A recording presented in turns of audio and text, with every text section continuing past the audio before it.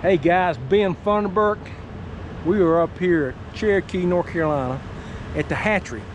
We're gonna go in there and see if we can't get us an interview and find out what's going on with the hatchery since the flooding. Get us an interview, see what they're gonna do in 2025. Stay tuned. Hey man fishing.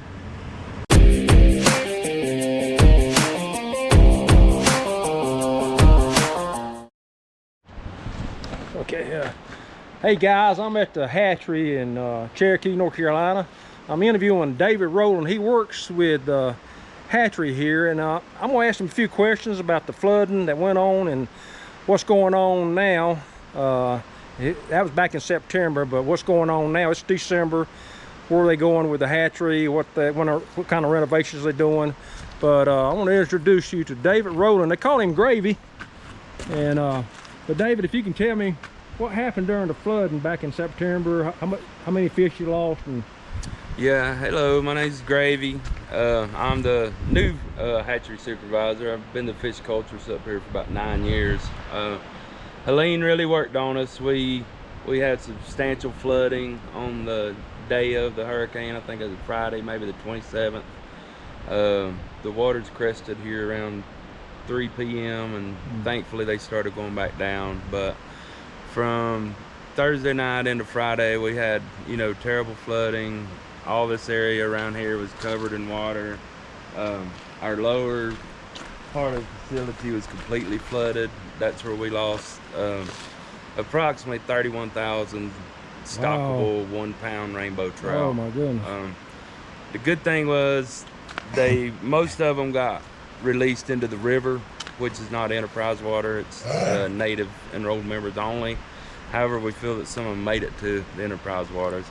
We're about 70% shut down right now. These were planned construction, but with the hurricane, instead of doing one at a time, we decided to go ahead and do 2, and hopefully they'll be done by the beginning of the year, and we can fill up and start rebuilding our inventory. And we hope to be back to some kind of normal by March for our opener with our normal stocking numbers.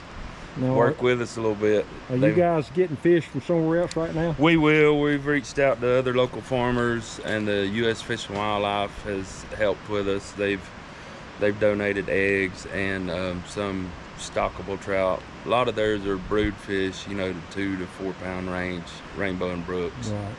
Right. But we're reaching out to local farmers, even though a lot of them went through the same ordeal we have. We were fortunate as far as destruction. We just had the flood and a lot of mud to clean up.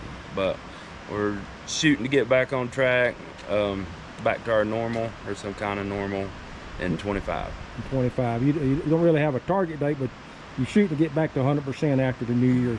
Yes, that's we're correct. going to purchase fingerlings, we're going to purchase eggs, we're going to purchase half-pound fish, 1 pound fish, everything we can get our hands on. Super.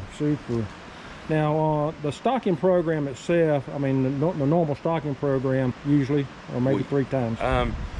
We stock weekly. In a normal year, we stock weekly.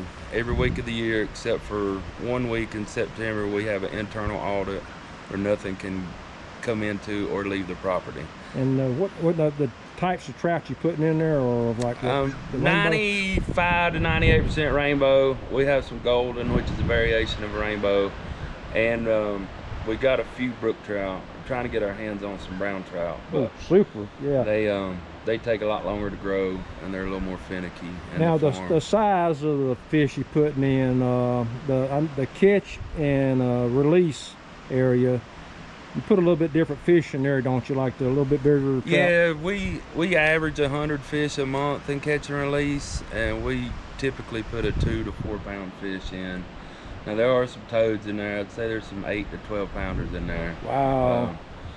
They're not as frequent, but and then every now and then we'll throw in some 1 pounders just so you can get something on the rod, a normal size fish. That's super. That's really a lot of information, and the people all over the country, I know they pay a lot of attention to what's going up here with the hatchery and what you guys are doing. You do such a great job.